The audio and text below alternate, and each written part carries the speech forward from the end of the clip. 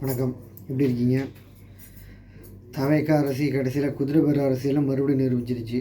அவங்க 3 பேர் ஏடிஎம்கே எம்எல்ஏக்கு போய் ரிசைன் பண்ணுவாங்களாம், திருப்பி அந்த கட்சியிலே ஜாயின் பண்ணுவாங்களாம். கேட்டால் நாங்கள் குதிரை பேரம் பண்ணலையாம். எம்எல்ஏவாக தேர்ந்தெடுக்கப்பட்டு 21 நாளில் அவங்க ரிசைன் பண்ணுறாங்க. ரிசைன் பண்ணிவிட்டு திருப்பி உங்கள் கட்சியில் வந்து சேர்றாங்க. எந்த ஒரு எதிர்ப்புமே இல்லாமல் எப்படி சார் பண்ணாங்க? நேர்மையான அரசியல்னால் இதானா சார்? சிஎம் சாருக்கு இப்போ நம்ம கொஞ்சம் மரியாதையாக பேசணும். நம்ம ஆல்ரெடி பேசி அப்படி தான் இருக்கோம். ஏன்னா இப்போ கைது பண்ணுறாங்களாம் எல்லாரையும். சிஎம் பற்றி எது பேசணும்? நீங்கள் ஆக்டிவாக இருந்தால் நாங்கள் ஏன் சார் பேச போகிறோம்? நல்லது நடந்தால் வரவேற்க போகிறோம், தப்பு நடந்தால் கேள்வி கேட்க தான் செய்வோம். நீங்கள் பொய்யா பரப்புனீங்க, பொய்யா செய்தி படுற எல்லாத்தையும் தெரிவிச்சிங்களே திமுக எதிராக.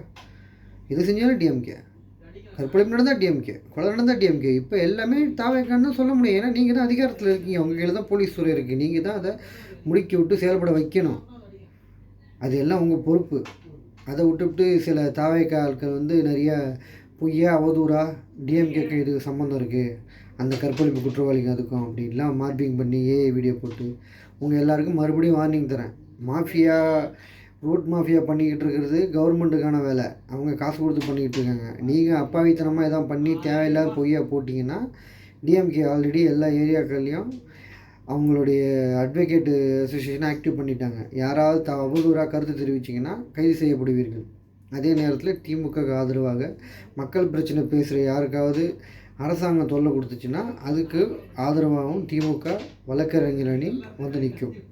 இதை மைண்டில் வச்சுக்கிட்டு எல்லாரும் கரெக்டாக பேசுங்க, உண்மையை பேசுங்க, பொய்யா பேசாதீங்க. நீங்கள் தூய்மையாக நான் என்னோடய வீடியோக்கள்லேயே 3வது நாளே ஆட்சி அமைச்சு 4வது நாள்லேயே நான் சொல்லிட்டேன், விஜய் ஒரு சராசரி அரசியல்வாதி தான், மாற்றம் தூய்மை அதெல்லாம் கிடையாது அப்படின்னு அன்றைக்கே சொல்லிட்டேன். அது இன்றைக்கி நடக்குது. எனக்கு இதில் ஆச்சரியம்லாம் ஒன்றும் கிடையாது. ஏன்னா நம்ம கணிச்சது தானே, இது தான் நடக்கும் அப்படின்னு நம்ம கணிச்சது தான் இப்போ நடந்துக்கிட்டு இருக்கு. அதுக்கப்புறம் நம்ம கீர்த்தனா அமைச்சர் மேடம், நீங்கள் அந்த பெண்ணு இறந்ததுக்காக வருத்தம் தெரிவிக்கலை, இல்லை நீங்கள் அதை பற்றி பேசலை, ஆனால் அரசியல் இப்போ பேசாதீங்க சொன்னதெல்லாம் ஓகே, நான் அக்செப்ட் பண்ணிக்கிறேன். இந்த முகத்தில் என்ன மேடம் சிரிப்பு? அது எப்படி வரும் சிரிப்பு? உங்கள் வீட்டில் ஒரு பெண்ணுக்கு இப்படி நடந்தால், நம்ம வீட்டிலலாம் பெண்கள் இல்லை, இப்படி வருமா? இதுதான் ஒரு அமைச்சருக்கான அழகா? சரி, நீங்கள் எதுக்கு பிஜிஎம்லாம் போட்டு ஹாஸ்பிட்டலில் ஆய்வு பண்ண போகிறீங்க? உங்கள் துறை என்ன? தொழில்துறை. நீங்கள் தொழிற்சாலைகளை ஆய்வு பண்ணிங்கன்னா ஒரு நியாயம் இருக்குது. சரி, நமக்கு தான் அரசியலே தெரியாத. ஓகே, அடுத்தது அப்புறம் அறநிலைத்துறை அமைச்சர் கடைக்காரர்கிட்ட போயிட்டு 15,000 தான் பே பண்ணாங்க, உங்களுக்கு எப்படி தெரியும்னா? ட்ரஸ்ட்டு தான் பாஸ், ட்ரஸ்ட்டு தான் அமைச்சர், ட்ரஸ்ட்டு தான். ஒரு கடை வச்சுருக்க முதலாளி அந்த தொழிலாளிகள் உற்பத்தி பண்ணுற ஒரு பொருளை வாங்கி வைக்கிறது ட்ரஸ்ட்டு தான். வேறு என்ன பண்ண முடியும்? கேமரா போட்டு ஜூம் பண்ணி பார்த்து விட்டால் வாங்க முடியும் அவன் எத்தனை தேதி போட்டேன்னு. அவர் ஒரு சின்ன வியாபாரம் பண்ணிக்கிட்டு இருக்க ஒரு சின்ன தொழில் நடத்திட்ட ஒரு வியாபாரி. அவரை நம்பி ஒரு சின்ன குடிசோர் தொழில் மாதிரி யாராவது பண்ணுறவங்க கொடுத்துருக்கலாம். எக்ஸ்பைரி ஆகிருக்கு, தரம் சரியில்லைன்னா சொல்லுங்கள். இது எப்போ பெருமைச்சு உனக்கு எப்படி? உங்களுக்கு விஷயம் தெரியல, அதுதான் அதோடைய வெளிப்பாடு தான் இது. அதுக்கப்புறம் இந்த 70 நாளில் குற்றம் விசாரிக்கப்பட்டு குற்றப்பத்திரிகை தாக்கல் செஞ்சு 70 நாளில் தீர்ப்பு ரெட்டை ஆயுள் தண்டனை வாங்கி கொடுத்துருக்கு திமுக அரசு நடந்த ஒரு தப்புக்கு. நாங்கள் மறுபடியும் சொல்கிறோம், ஒரு தனி மனித தவிர எப்போவுமே ஒரு அரசாங்கத்தால் தடுக்க முடியாது. சட்டங்கள் ஏற்றலாம், மக்கள் பயத்தை கொடுக்கலாம். இந்த கடுமையான சட்டங்கள் மக்கள் பயந்தால் மட்டும்தான் அந்த தப்பை நிறுத்த முடியுமே தவிர தானாகவே அந்த தப்பு நின்றும் நீங்கள் நினச்சிங்கன்னா அது முட்டாள்தனம். ஒரு அரசாங்கம் கைது பண்ணலாம், சிறையில் தள்ளலாம், எவ்வளோ குயிக்காக முடியுமோ அவ்வளோ குயிக்காக தண்டனை வாங்கி தரலாம். அதையும் மீறி தப்பு நடக்குதுன்னா தனி மனிதன் தானாக திருந்தணும். அதற்கு தண்டனை உடனே, கற்பழிப்புன்னு குற்றம் செஞ்சாலும் உடனே மரண தண்டனை. அது மக்களுக்கு தெரிகிற மாதிரி நிறைவேற்றணும். இதில் சொன்னாக்கா அரபு கண்ட்ரிஸ்லாம் இப்படி தான் பண்ணிக்கிட்டு இருக்காங்க, அது மனித உரிமைக்கு எதிரானது நிறைய பேர் பேசிக்கிட்டு இருக்காங்க. இங்கே இப்போ நைட்டு விடிய பெண்கள் சுற்றினாலும் பெண்கள் மேலே கை வைக்கிறவனுக்கு தைரியம் வரமாட்டுது. ஐயா, ஏன் வரமாட்டுது? இங்கே இது மாடர்ன் கல்ச்சர் இல்லையா? இங்கே நைட் கிளப் இல்லையா? இங்கே பெண்கள் நைட்டில் வேலை செஞ்சுட்டு போகிறவங்க, காலேஜுக்கு போனவங்க, உறவினருக்கு போனவங்களாம் இல்லையா? ஏன்னா இங்கே பொண்ணை தொட்டால் அன்னைக்கு தான் வாழ்க்கை லாஸ்ட்டு, பிடிச்சிட்டா. அந்த பயம் இங்கே இருக்குது. அந்த பயம் வர வரைக்கும் பெண்களுக்கு எதிரான குற்றத்தை எந்த அரசு வந்தாலும் தடுக்கவும் முடியாது, அது நிறுத்தவும் முடியாது. ஏன்னா தப்பு பண்ணுறவங்க தானாக திருந்துறதுக்கு அரசாங்கத்துக்கு மேலே பயம் வரணும்ல, சட்டங்கள் மேலே பயம் வரணும்ல. அது இல்லாமல் நம்ம பேச முடியாது. இப்போதைக்கு அரசு இப்படி போயிட்டுருக்கு. இந்த எம்எல்ஏக்களை ரிசைன் பண்ண வச்சு இது பண்ணி இப்போ இந்த எம்எல்ஏக்கள்லாம் நீங்கள் ஏதாவது மறுபடியும் எக்ஸ்சேஞ்சுக்கு ஏதாவது கொடுக்கணும். இல்லைங்க, நீங்கள் நேர்மையான ஆட்சி எங்கேன்னு பண்ண போகிறீங்க? அப்படி பண்ணிங்கன்னா அந்த அந்த நேர்மையான ஆட்சிக்கான அது அறிகுறியே கிடையவே கிடையாது. இனிமேல் நேர்மை அரசு, தூய்மை அரசு தயவு செஞ்சு தாவக கரையில் பேசாதீங்க. ஒரு பெண் சம்மந்தமாக பேசினா அந்த பெண்ணுக்கு முட்டு கொடுக்குற மாதிரி அந்த பெண்ணுடைய தாய் வந்து போதையில் இருந்தாங்க, அவங்க இப்படி தான் அவங்க போதையில் இருக்கிறாங்க, அவங்க தகப்பட அதுக்காக அந்த பொண்ணை கற்பழித்து கொலை பண்ணிடலாமா? ஏண்டா பேசுகிறீங்களா? உங்களுக்கு கொஞ்சம் கூட மனசாட்சியில் அதில் எத்தனை பெண்கள் பேசிக்கிட்டு இருக்கீங்க? உங்களுக்கு அந்த மாதிரி சம்பவம் நடந்துச்சுன்னா இந்த மாதிரி நீங்கள் முட்டு கொடுப்பீங்களா? எங்கள் வீட்டில் அப்பா அம்மா இல்லை, வெளியே போயிட்டாங்க, அவங்க இப்படி செஞ்சுதான் அப்படி செஞ்சாங்க, அதனால் என்ன ஒருத்தர் வந்து கற்பழிச்சு போயிட்டான்னு நாங்கள் பேசுனா நீங்கள் ஏற்றுப்பீங்களா? தயவு செஞ்சு இந்த மாதிரி எல்லாத்துக்கும் சப்போர்ட் பண்ணுறத நிறுத்துங்க. புரியுதா? எதுக்கு சப்போர்ட் பண்ணணும், எந்த நியாயமான விஷயத்துக்கு குரல் கொடுக்கணுமோ அது குரல் கொடுக்கணும். ஒரு அரசு தப்பு பண்ணுதுன்னா ஆமாம் இது தப்பு, சரி செஞ்சுக்குவோம், சரி செஞ்சிடும் அரசாங்கம், நம்புகிறோம் அப்படின்னு சொல்லுங்கள். அதை விட்டுட்டு எல்லாத்துக்கும் முட்டு கொடுக்காதீங்க. பழியை தூக்கி போடுறதுக்கு ஒரு ஆளை தேடாதீங்க. பழி போடுறதுக்கு நீங்கள் ஆள் தேடினீங்கனாலே உங்கள் ஆட்சியில் உங்கள் கட்சியோட நிர்வாகத்தில் மிகப்பெரிய தப்பு நடக்கும். ஏன்னா குறையே வரல, எல்லாமே நமக்கு தான் முட்டு கொடுக்க ஆள் இருக்குங்கிற தைரியம் வந்துடும் ஆட்சியாளர்களுக்கு. நம்ம தப்பு பண்ணால் நம்ம கட்சிக்காரனை நம்ம திருப்பி கேள்வி கேட்பாங்கிற பயம் வரணும். அதை நீங்கள் செய்யணும்.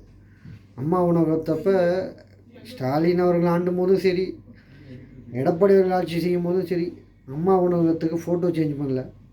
நீங்கள் வந்தவொடனே ஃபோட்டோ சேஞ்ச் பண்ணிட்டீங்க. ஸ்டிக்கர் அரசு தான் இருந்தாலும் இதெல்லாம் நம்ம சொல்ல வேண்டியதாக இருக்குது. இதில் வர அம்மா மீனாட்சியை 12 நாளில் பார்த்து தான் போய் சேர்ந்துக்கிறாங்க. அவங்களது என்னன்னு சொல்லி நம்ம சேர்க்குறது, அவங்க அறியாமையை என்னன்னு பேசுகிறது. பார்த்துக்கங்க, ஓட்டு போட்டிங்க, இனிமேல் முட்டு கொடுக்குறேன்னு பொய்யான வசதி திமுகவுக்கு எதிராக பரப்புற வேலை பண்ணாதீங்க. பண்ணிங்கன்னா சட்ட நடவடிக்கை பெருசாக இருக்கும். உங்கள் லைஃப் போயிடும். மாஃபியா காசு கொடுத்து மாஃபியா வேலை பார்த்து 6 நாள் மாஃபியா பண்ணுறாங்கன்னா அவங்க வேறு. நீங்கள் தனி மனிதனாக நீங்கள் முட்டு கொடுக்க போய் நீங்கள் உங்கள் லைஃப்பை தொலைச்சிடாதீங்க. உண்மை இருந்தால் பேசுங்க தைரியமாக, இதான் உண்மை. இப்போ நாங்கள் சொல்கிறதுனா உண்மை, நீ போய் செக் பண்ணிக்க. நான் சொல்கிறது எல்லாமே இன்ஃபர்மேஷன் உண்மை சொல்கிறேன். இப்போ போய் செக் பண்ணிக்க, நீனே செக் பண்ணிக்கலாம். நியூஸில் வந்தது தான் சொல்கிறேன். தாவேக்கா வந்து 25 எம்எல்ஏக்கள் ஏடிஎம்கேலேருந்து உடச்சி ஓட்டு போட்டாங்க. கட்சி தகவல் சட்டம் வந்து அவங்க கட்சி பதவி போயிட்டால் எலெக்ஷன் நிற்க முடியாத பிரச்சனை வரும் தெரிஞ்சவொன்னா அதுக்கு முன்னாடியே போயிட்டு ரிசைன் பண்ணிவிட்டு போயிட்டு இப்போ மேலேயே போயிட்டு தலைமைச் செயலகத்தில் போய் பார்க்குறாங்க. ஒரு அரசு அலுவலகத்தை எப்படி கட்சி அலுவலகமாக மாற்றுறீங்க தெரியல. கட்சிக்காரங்களாம் ஆய்வு பண்ணும் போது இதெல்லாம் ஒன்றும் ஆச்சரியப்படுறதுக்கு ஒன்றும் இல்லை. நீ இப்படி தான் இருக்க போது ஆச்சு. மக்கள் தான் இதை புரிஞ்சுக்கணும். மாற்றம், நாங்கள் புதுசு, நாங்கள் தூய்மைன்னு சொல்லிட்டு அவனா வந்தான்னா அவன் என்னென்ன அட்டூழியம் பண்ணுவாங்கிறது இந்த ஆட்சியை பார்த்து நீ தெரிஞ்சுக்கலாம். ஏன்னா இங்கே எல்லாமே கரப்ஷன் இல்லாத அதிகாரிகளோ அரசியல்வாதிகளோ நீங்கள் பார்க்குறது ரொம்ப ரொம்ப அபூர்வம்னு சொல்கிறத விட பார்க்கவே முடியாதுங்கிறத உண்மை. உலகத்தில் எங்கேயுமே, உலகத்துலேயே இதுதான் நிதர்சனமான உண்மை. இதெல்லாம் புரிஞ்சுக்கிட்டு அதுக்கேற்ற மாதிரி இதுதான் உண்மை.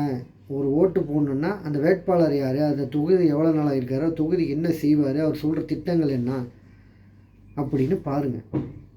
திராவிட முன்னேற்ற கழகம் 5 வருஷத்தில் எவ்வளோ திட்டங்கள் முன்னெடுத்துச்சு, எத்தனை தூரம் எல்லா குடும்பங்களும் பயன்படுற அளவுக்கு நல்லது செஞ்சிச்சுங்கிறத இனிமேலாவது சிந்திச்சு பாருங்கள்.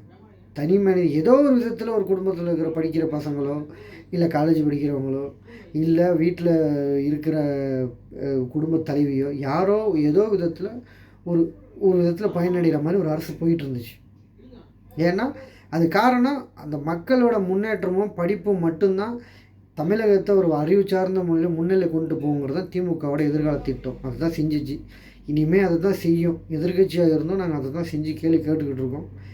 மக்கள் தயவு செஞ்சு புரிஞ்சுக்கிட்டு, இந்த வீட்டில் பெரியவங்க யாராக இருந்தாங்கன்னா, உங்கள் வீட்டு பசங்க யாராவது தாவைக்கான்னு தற்கொலைத்தனமாக வீடியோ போட்டுருந்தாங்கன்னா தலையில் தட்டி முட்டாள்தனமெல்லாம் போடாத, பொய்யே எதாவது போட்டு நீ பாட்டும் எதாவது எடிட் பண்ணுறதை வந்து ஷேர் பண்ணி விட்டிங்கன்னா ஒன்றையும் தூக்கி உள்ளே வச்சுருவாங்க, கேஸ் போட்டுருவாங்க அப்படின்னு தெரிஞ்சுங்க. 1000 தண்டனை வரைக்கும் வாங்கி கொடுக்கலாம். பொய்யா செய்தி பரப்பி மார்பிங் பண்ணி ஃபோட்டோஸ்லாம் எடிட் பண்ணி போட்டுறது குற்றத்துக்கு சைபர் கிரைமில் இருக்குது. அது செய்கிறதுக்கு வாய்ப்பு இருக்குது. தயவு செஞ்சு அந்த வீட்டில் இருக்கிற பெரியவங்க பசங்களுக்கு புத்தி சொல்லுங்கள். ஆட்சிக்கு வந்துட்டாங்க, இனி அவங்க ஆட்சி செய்கிறது எப்படியோ அவங்க செஞ்சுக்கிட்டோம். குறை இருந்தால் எதிர்கட்சி கேள்வி கேட்க தான் செய்யும். தப்பு நடந்தால் பதில் விமர்சனம் வரத்தான் செய்யும். எல்லா விமர்சனம் தாண்டி தான் ஒரு அரசு நடத்தணும். இதுதான் ஜனநாயகம். நான் ஆட்சி அமைப்பேன் என்னை பேசி ஒருத்தன் வாய் தரக்கூடாதுன்னா அது பேர் ஜனநாயகம் இல்லை, டிடெக்டர்ஷிப், சர்வாதிகாரம். நம்ம சர்வாதிகாரத்தில் இல்லை, ஜனநாயகத்தில் இருக்கோம். ஓகே, வணக்கம்.